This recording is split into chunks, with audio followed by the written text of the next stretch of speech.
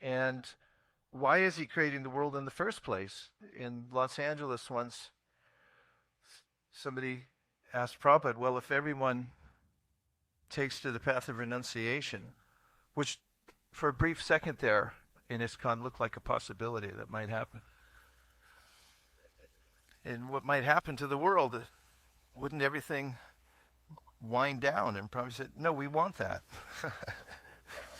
Nonetheless, as we know from these descriptions of the creative process, the Srishti Lila, Srishti Stiti Pralayasana Shakti Reka, the Srishti Lila is one of the pastimes of the Lord, expanding the world.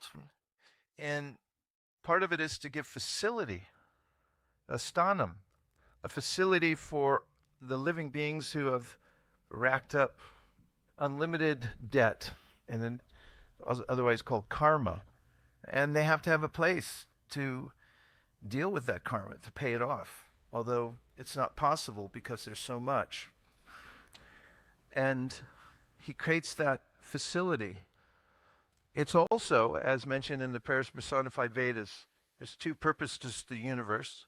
One is to give facility to those who are stubborn about staying in the material world and want to try to enjoy the facility of the material world, for which we find in the beginning of this chapter that we're studying today, Brahma unwillingly or with great trepidation creates the various layers of illusion, which are sort of a virtual way that the living entity can forget himself and become more and more absorbed in matter.